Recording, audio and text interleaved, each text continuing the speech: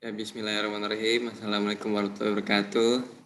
Kami dari kelompok 3 ilmu mantik dari kelas HTNA 3 akan membawakan sebuah materi, sebuah diskusi yang dengan berjudul Istidlal.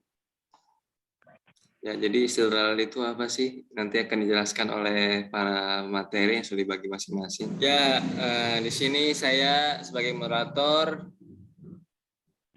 akan memperkenalkan pemateri-pemateri yang akan menyampaikan materi pada kesempatan kali ini. Silakan pemateri-pemateri memperkenalkan diri.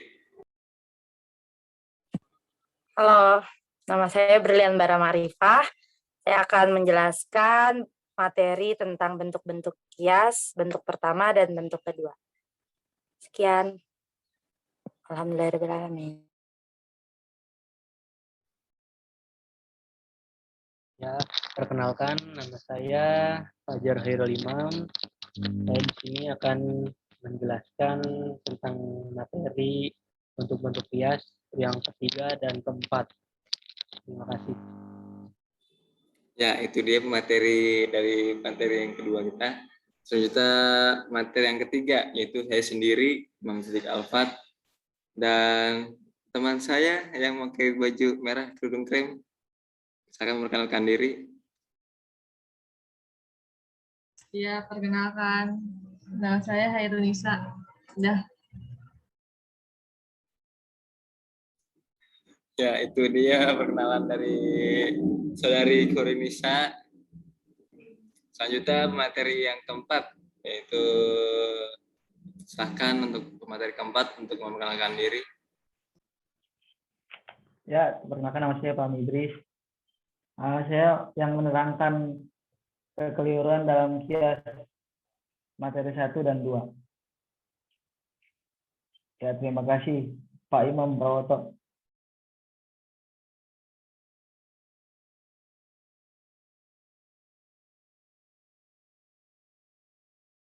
Ya, mohon maaf.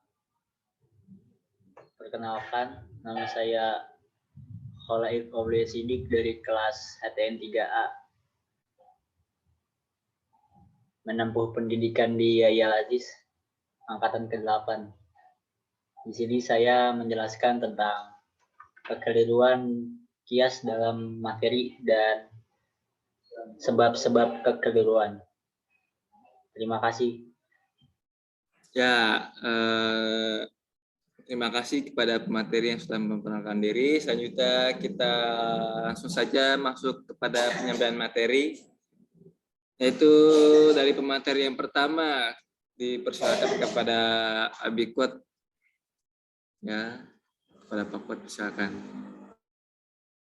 Terima kasih kepada saudara Imam yang telah memberikan kesempatan kepada saya. Assalamualaikum warahmatullahi wabarakatuh.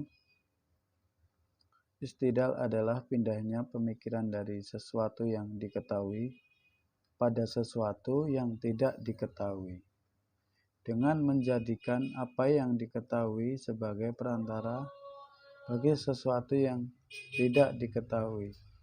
Jadi, istidlal merupakan pembahasan yang sangat penting dalam ilmu mantik dan mempunyai tujuan utama, karena dengan istidlal kita akan mampu memindahkan pikiran yang telah diketahui pada pemikiran yang tidak diketahui, sehingga dapat memperoleh sesuatu sesuai dengan yang diinginkan dan menemukan tujuannya.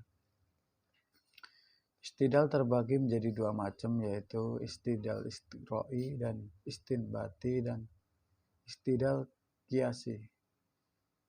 Istidlal istiqra'i atau istinbati yaitu istidlal yang dibentuk dengan menghubungkan bagian-bagian dan menelitinya secara lengkap serta dapat menyampaikan akal kepada kesimpulan yang bersifat umum.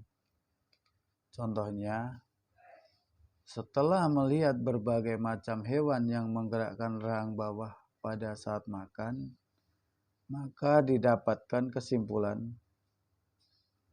hewan itu menggerakkan rahang bawah pada waktu makan. Istidlal qiyasi adalah suatu proses pemecahan pemikiran pada saat pindahnya pemikiran dari kenyataan yang diketahui menuju kenyataan yang diketahui sebagai kaidah diperbolehkannya untuk sampai pada tujuan. Contohnya, Anda adalah orang yang berjuang demi kebaikan negara. Setiap orang yang berjuang demi kebaikan negara, maka dia adalah warga negara. Jadi, Anda adalah seorang warga negara. Istidlal qiyasi adalah dua qadriyah yang lebih yang disusun dan dapat menghasilkan kesimpulan. Contohnya, Khomer itu memabukkan. Semua yang memabukkan itu haram. Jadi, khomer itu haram. Bagian-bagian istidlal qiyasi jika dilihat dari segi had atau batasan ada 3 bagian, yaitu had asgar, batasan kecil, had akbar, batasan besar, dan had ausat, batasan sedang. Had asgar, batasan kecil adalah qadiyah yang kesimpulannya menjadi maudu atau subjek dari keputusan. Contohnya khomer. Kalau had akbar, batasan besar, yaitu qadiyah yang kesimpulannya menjadi mahmul atau predikat dari keputusan. Contoh haram. Had ausat, batasan sedang, adalah sesuatu yang diulang-ulang dalam 2 qadiyah, baik qadiyah yang pertama dan kedua. Contoh memabukkan. Bagian-bagian istidlal qiyasi jika dilihat dari segi qadiyah maka memiliki 3 bagian, yaitu muqaddimah sugro, muqaddimah kubro, dan natijah. Muqaddimah sugro yaitu sesuatu yang mengandung had asgar. Contohnya, khomer itu memabukkan. Sedangkan muqaddimah kubro yaitu sesuatu yang mengandung had akbar. Contoh, setiap yang memabukkan itu haram. Bagian 3, natijah, kesimpulannya yaitu khomer itu haram. Jadi, qiyas terbagi menjadi 2 bagian, yaitu qiyas iktirani dan qiyas istisnai. Qiyas iktirani yaitu satu keputusan yang kuat. Contoh, sebagian kalimat itu adalah fi'il. Sebagian fi'il itu wajib, ada fi'ilnya. Sebagian fi'il itu wajib, ada fa'ilnya. Jadi sebagian kalimat itu wajib, ada fa'ilnya. Kalau qiyas istisnai adalah qiyas yang di dalamnya disebutkan suatu kesimpulan atau kebalikan hasil kesimpulan pada perbuatan. Dan di dalamnya terdapat keadaan yang menyeluruh. Contohnya, selama matahari terbit, maka siang itu ada. Akan tetapi, matahari itu terbit, jadi siang itu ada. Jadi, selanjutnya, qiyas iktirani. Qiyas iktirani ada 2 macam, yaitu qiyas iktirani hamli dan qiyas iktirani syarti. Qiyas iktirani hamli adalah qiyas yang dalam keputusannya tersusun dari qadiyah hamliyah saja. Contoh seperti pertanyaan-pertanyaan di atas. Qiyas iktirani syarti yaitu qiyas yang dalam keputusannya tersusun dari qadiyah hamliyah dan syartiyah. Contohnya, segala sesuatu yang berubah adalah baru. Tiap-tiap yang baru pasti ada yang menciptakan. Jadi segala sesuatu yang berubah maka pasti ada penciptanya. Qiyas iktirani syarti. Qiyas Istiranisarti terbagi menjadi 5 macam, yaitu tersusun dari 2 syarat yang bersambung. Contohnya, apabila seseorang menjaga prinsip-prinsip kesehatannya, maka berkurang peluang sakit yang akan dialaminya. Apabila sedikit sakit yang menimpanya, maka dia merasa senang dengan kesehatan yang baik dan kehidupan yang bahagia. Jadi, apabila seseorang menjaga prinsip-prinsip kesehatannya, maka dia merasa senang dengan kesehatan yang baik dan kehidupan yang bahagia. Tersusun dari 2 syarat yang terputus. Contoh, setiap siswa ada kalanya yang rajin dan ada kalanya yang tidak rajin. Yang ketiga, kias istisnai. Kias istisnai adalah susunan kias yang terdiri dari 2 pernyataan. Yang pertama sebagai syarat dan yang kedua dikaitkan dengan lafaz akan tetapi. Kias istisnai terbagi menjadi 2 macam, yaitu istisnai yang bersambung dan istisnai yang terpisah. Satu, istisnai yang bersambung, yaitu istisnai yang muqaddimah kubronya adalah syarat yang bersambung. Contohnya, jika seseorang itu bersih, maka sedikit terkena sakit.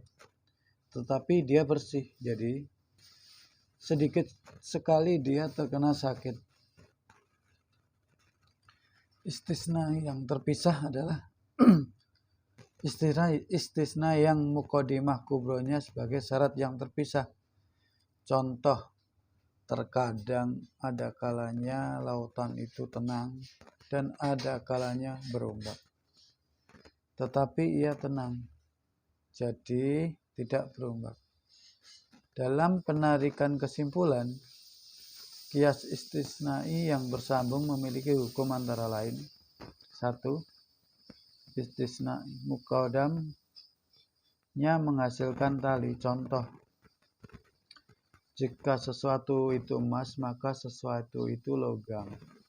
Akan tetapi sesuatu itu emas, jadi sesuatu itu logam. Istisna kebalikan, talinya menghasilkan kebalikan muqaddam. Contohnya, apabila sesuatu itu emas, maka itu adalah logam. Tetapi itu bukan logam, jadi itu bukan emas. Istisnai tali tidak wajib menghasilkan kesimpulan muqaddam. Contohnya, setiap sesuatu itu emas, maka itu adalah logam. Tetapi itu bukan logam. Maka kesimpulannya itu tidak boleh logam adalah emas. Karena logam lebih umum dari emas. Serta tidak wajib sesuatu yang umum menetapkan sesuatu yang khusus. Sedangkan istisna kebalikan muqaddam adalah menyimpulkan kebalikan tali sebagaimana disebutkan dalam contoh. Setiap sesuatu itu emas, maka itu adalah logam. Tetapi itu bukan emas. Maka tidak ada kesimpulan bahwa itu bukan logam. Karena emas lebih khusus dari logam. Dan sesuatu yang khusus tidak boleh meniadakan sesuatu yang umum. Dalam penarikan kesimpulan, kias istisnai yang terpisah itu mempunyai hukum sebagai berikut. Apabila muqaddimah kubronya hakikiyah atau mani'ul jami dan ulfi, tidak mungkin terjadi kedua-duanya sekaligus. Dan jika tidak ada kedua-duanya, maka tidak mungkin. Maka istisnai salah satu qadiyah harus menyimpulkan kebalikan yang lain. Contoh, ada kalanya qadiyah itu benar dan ada kalanya qadiyah itu salah. Tapi qadiyah itu benar.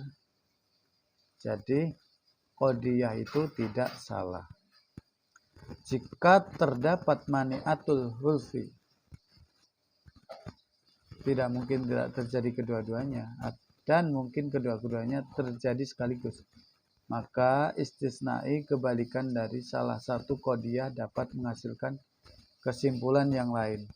Contohnya, ada kalanya sesuatu itu bukan pohon atau bukan batu, tetapi ia pohon, jadi ia bukan batu. Jika terdapat mani'atul jami'i, tidak boleh terjadi kedua-duanya, dan boleh tidak terjadi kedua-duanya, maka salah satu qodiyah terdapat kesimpulan kebalikan yang lain. Contohnya, ada kalanya sesuatu itu bukan pohon atau bukan batu, tetapi ia pohon, jadi ia bukan batu. Jika terdapat mani'atul jami'i, tidak boleh terjadi kedua-duanya dan boleh tidak terjadi kedua-duanya, maka salah satu qodiyah terdapat kesimpulan kebalikan yang lain. Contohnya, ada kalanya sesuatu itu hitam dan ada kalanya putih, tetapi sesuatu itu hitam, jadi ia bukan putih. Namun jika istisna kebalikan dari salah satu qodiyah, maka tidak ada kesimpulan. Syarat-syarat qiyas istisnai adalah sebagai berikut. Yang satu, qodiyah syartiyahnya tidak ada, jadi tidak terdapat kesimpulan. Contohnya, tidak pasti jika matahari terbit, maka ufuk itu gelap, tetapi ia terbit. Yang kedua, terdapat lusumiyah dalam mutasilah,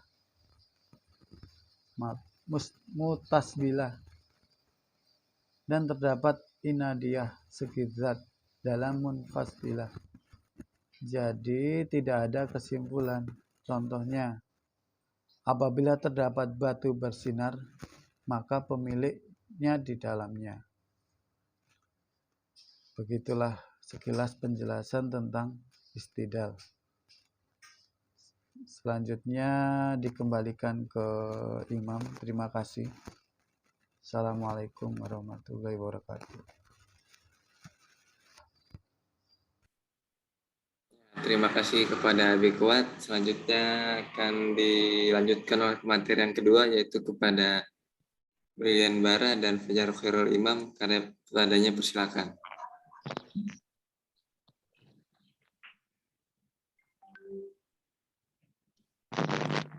Baik, terima kasih kepada moderator.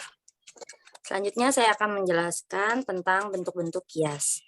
Bentuk qiyas terdapat 4 macam. Yang pertama yaitu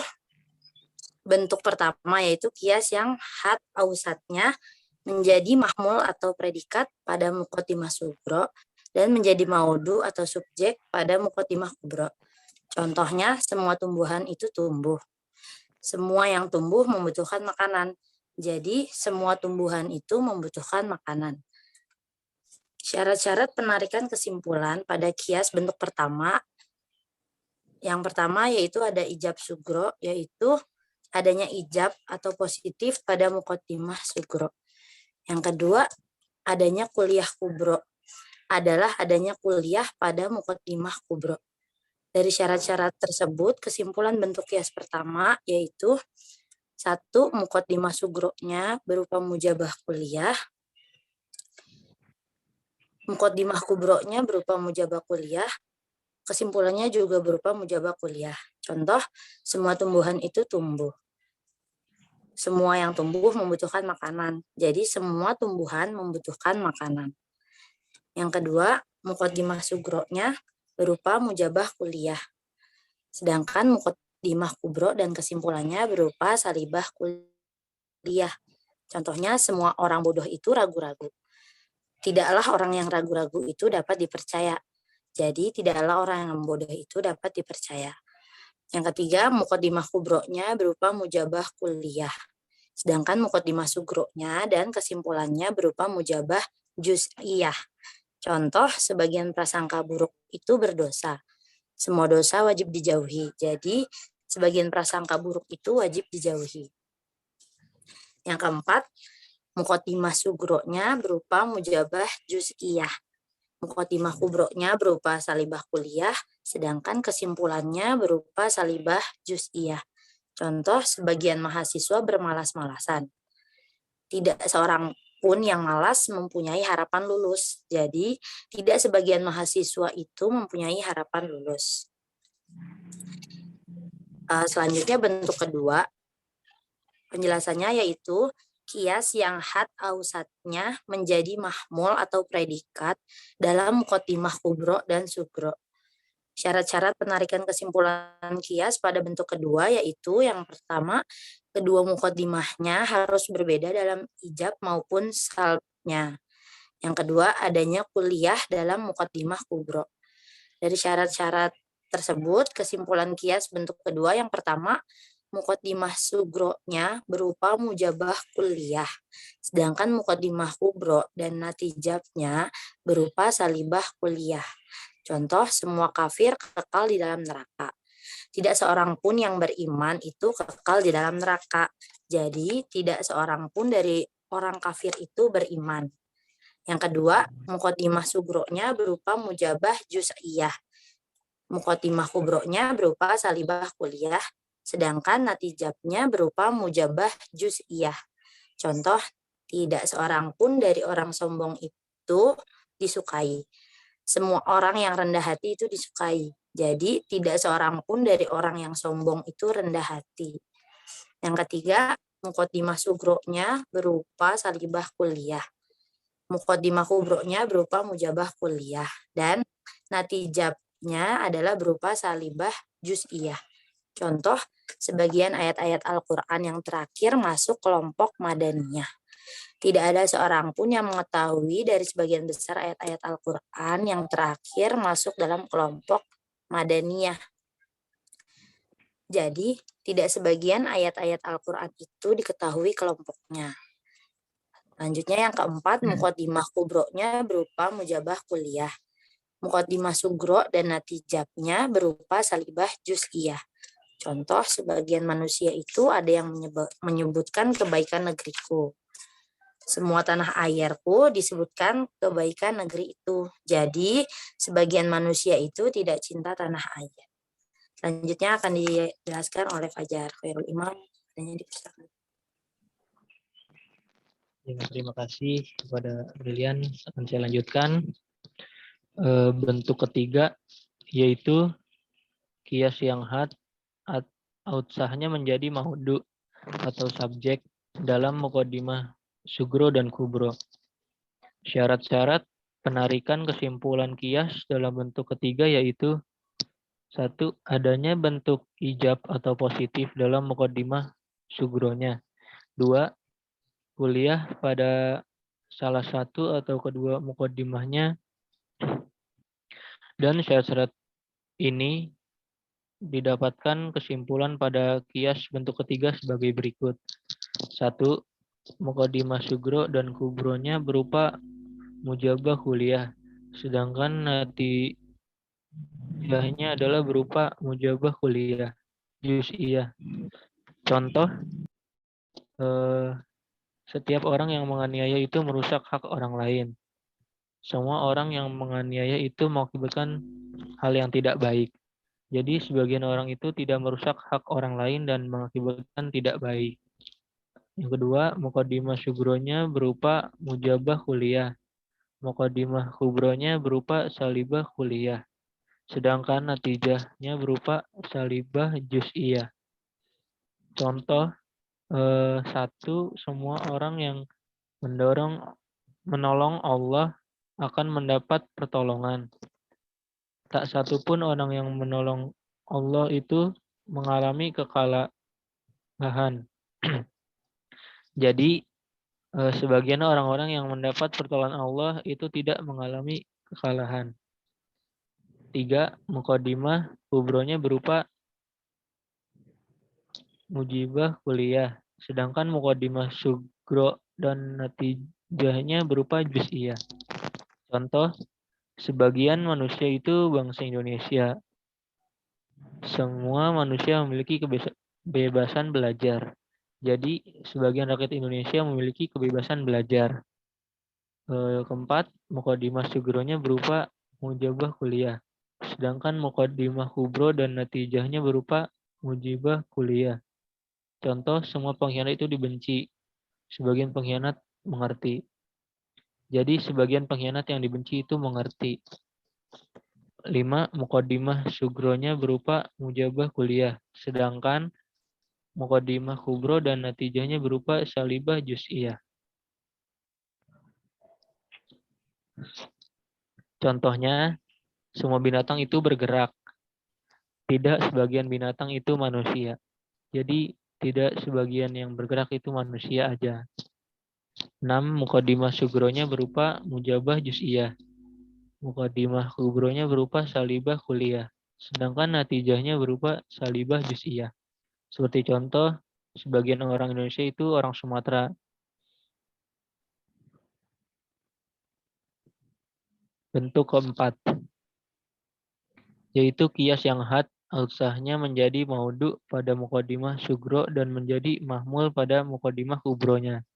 Syarat-syarat penarikan kesimpulan pada kias bentuk keempat ini adalah: 1. Apabila tidak terdapat mujabah juz'iyah pada muqaddimah sugro, maka di dalamnya tidak diperbolehkan mengumpulkan salibah dengan juz'iyah atau jumlah negatif dan jumlah yang berarti sebagian. 2. Apabila terdapat mujabah juz'iyah pada muqaddimah sugro, maka wajib terdapat salibah kuliah pada muqaddimah kubronya. Dari syarat-syarat ini, didapatkan kesimpulan kias bentuk keempat sebagai berikut. 1. Muqaddimah kubro dan sugronya berupa mujabah kuliah, sedangkan natijahnya adalah berupa mujabah juz'iyah. Seperti contoh, semua penganiayaan mengakibatkan kerusakan. Semua orang yang merusak hak-hak manusia disebut penganiaya. Jadi sebagian orang mengakibatkan kerusakan adalah merusak hak-hak manusia. 2. Muqaddimah sugronya berupa mujabah kuliah, sedangkan muqaddimah kubro dan natijahnya berupa mujabah juz'iyah. Seperti contoh, setiap timah adalah barang tambang. Sebagian hasil bumi Indonesia adalah timah. Jadi sebagian tambang-tambang itu hasil bumi Indonesia. 3. Muqaddimah sugro dan natijahnya berupa salibah kuliah, sedangkan muqaddimah kubronya berupa mujabah kuliah. Seperti contoh, tak satu pun binatang itu tumbuhan. Semua manusia. Jadi tidak satu pun dari tumbuhan itu bangsa manusia. Keempat, muqaddimah sugronya berupa mujabah kuliah. Muqaddimah kubronya berupa salibah kuliah. Sedangkan natijahnya berupa salibah juz'iyah.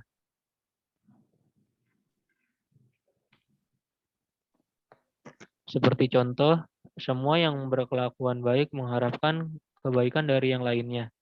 Tidak seorang pun dari orang yang menuntut haknya itu berkelakuan baik. Jadi sebagian dari orang yang mengharapkan kebaikan dari yang lainnya itu tidak mencari kebenaran yang sebenarnya. Yang terakhir, muqaddimah sugronya berupa mujabah juz'iyah. Muqaddimah kubronya berupa salibah kuliah. Sedangkan natijahnya berupa salibah juz'iyah. Seperti contoh, sebagian orang Indonesia itu mahasiswa sekolah filsafat. Tak seorang pun dari orang Belanda itu orang Indonesia. Jadi sebagian mahasiswa sekolah filsafat itu bukan orang Indonesia. Ya, sekian dari saya. Saya kembalikan kepada moderator. Terima kasih. Ya, terima kasih kepada materi yang sudah menyampaikan penjelasan dari materi kita. Nah, jadi bentuk-bentuk kias itu ada 4 ya yang sudah dijelaskan oleh Saudara Fajar Imam dan Brilian Bara. Jadi bentuk pertama itu kias yang had awsam menjadi mahmul atau predikat. Pada muqaddimahnya sugro dan menjadi maudu atau subjek yang muqaddimahnya kubro. Kemudian yang kedua itu kias yang had ausatnya menjadi mahmul, pendidikan dalam muqaddimah, kubro, dan sugro. Nah, yang ketiga itu kias yang ausatnya menjadi maudu atau subjek dalam muqaddimah, sugro, dan kubro. Dan yang terakhir, yang keempat, yaitu bentuk keempat, kias yang ausatnya menjadi maudu pada muqaddimah, sugro, dan menjadi mahmul pada muqaddimah, kubro.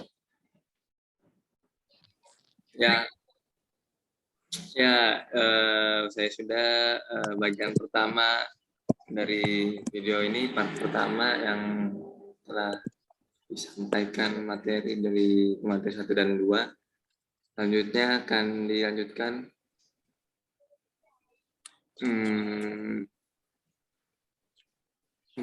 salah guys. Ya, itu dia penyampaian materi pada sesi pertama ini. Materi selanjutnya akan kita lanjutkan pada sesi yang kedua. Sekian pada sesi yang pertama ini. Walhamdulillahirrahmanirrahim.